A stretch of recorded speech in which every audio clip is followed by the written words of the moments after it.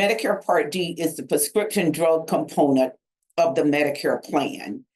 And as many of you may know, that we have the Part A, which is the hospital coverage, the Part B, which is primarily the outpatient coverage and the doctor's visits.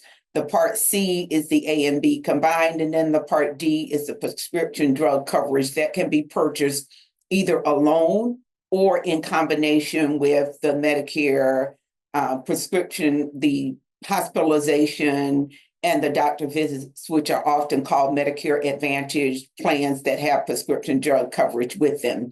But the Medicare Part D coverage is one of the most commonly used benefits, or the most commonly used benefit in Medicare.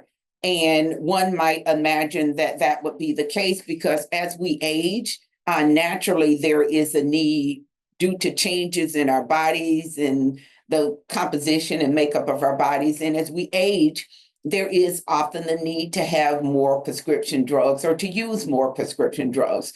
So studies show that 89% of adults over the age of 65 are prescribed one or more prescription drugs to treat medical conditions that they may be experiencing. And of that number, 20% report that they're not able to take their drugs due to the cost. And so that is a fairly significant percentage. And we want to make sure that as we look at the Medicare prescription program from a federal perspective and the funding of the program, that we provide the support that's needed to assure access and affordability to drugs that are much needed as we age. So let's go to the next slide.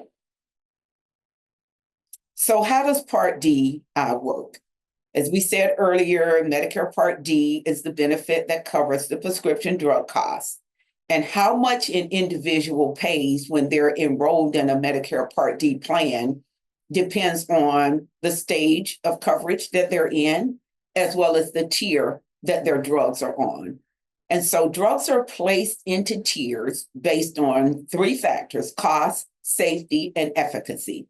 And generally in the lower tiers, you will see generic drugs, less costly, will be in the first or second tier generally of the benefit.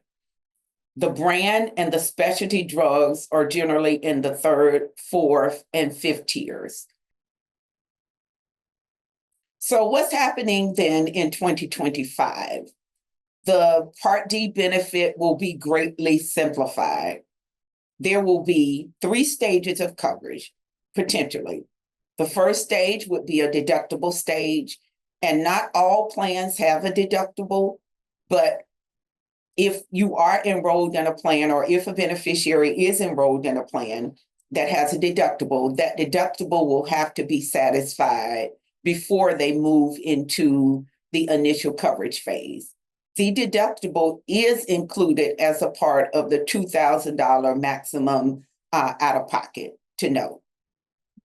Then the beneficiary moves into the initial coverage phase. They will stay in that initial coverage phase until that $2,000 maximum out of pocket is met. They move into what's called a catastrophic phase. And even though that means something for us as the health plan, as the government, and as the pharmaceutical manufacturers, there is no financial impact for a beneficiary who's enrolled in Medicare Part D. So let's go to the next slide. So again, the beneficiary or member cost share will be capped at $2,000 per year, starting in 2025.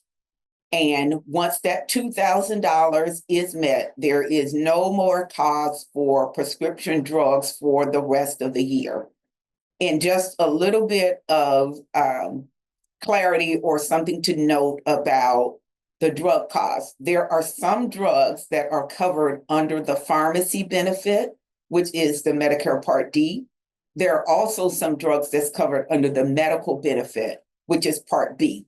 So for example, if a drug has to be administered by a provider, either in the provider's office or at a treatment center, and it is covered or eligible for coverage under the medical benefit or Part B, the plan may still require a cost share of those. Currently, the federal allowance for that or requirement for that, as well as most of the Medicare Advantage plans, is a 20% cost share. And I know that that may get to be a little bit confusing when you say that the drug cost is going to be capped at $2,000. But when we speak of this $2,000 cap, we're only talking about those drugs that are covered under the pharmacy or the Part D benefit.